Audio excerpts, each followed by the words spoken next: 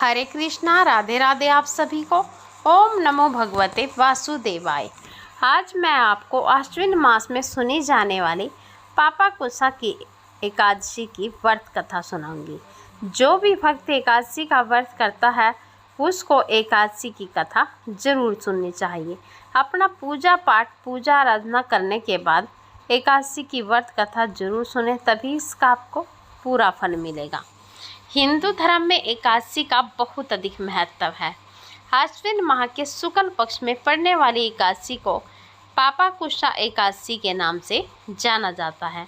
धार्मिक मान्यताओं के अनुसार एकादशी व्रत रखने से भगवान विष्णु की विशेष कृपा प्राप्त होती है और मृत्यु के पश्चात मोक्ष की प्राप्ति होती है।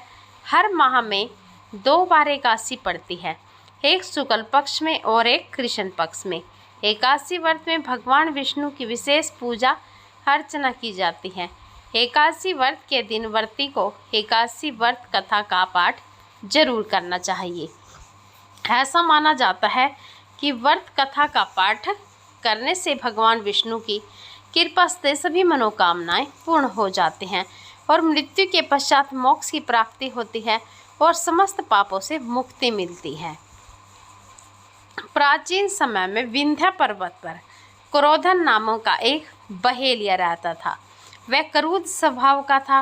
उसका सारा जीवन हिंसा, लूटपाट, मद्यपान और गलत संगति पाप कर्मों में ही व्यतीत हुआ था। जब अंत समय में यमराज के दूत बहेलिया को लेने आए तो यमदूत ने बहेलियों से कहा कि कल तुम्हारे जीवन का अंतिम दिन है, कल हम तुम्हें ले जाएंगे। यह बात सुनकर बहेलिया बहुत भयभीत हो गया और महर्षि अंगिरा के आश्रम में पहुंचा और महर्षि अंगिरा के चरणों पर गिरकर प्रार्थना करने लगा।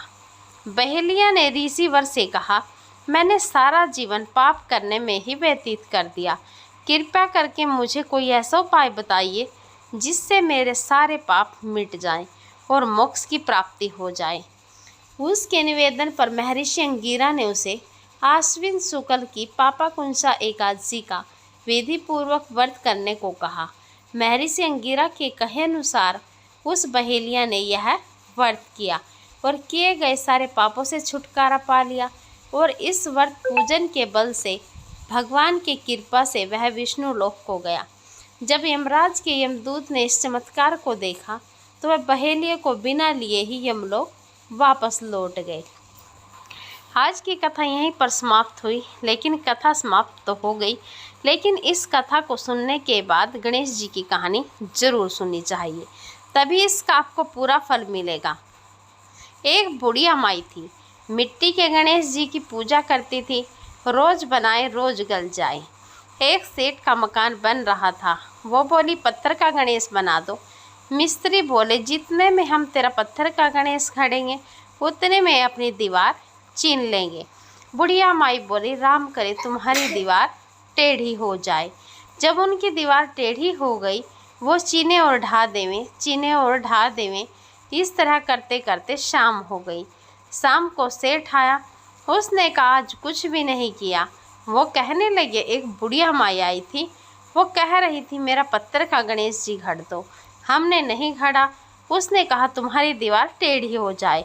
तब से दीवार सीधी नहीं बन रही है, बनाते हैं और ढा देते हैं।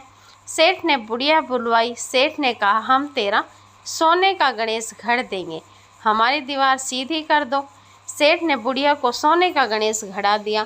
सेठ की दीवार सीधी हो गई। जैसे सेठ की दीवार सीधी की वैसे सभी की करना। बोल गणपति बाबा मौर्य की जय।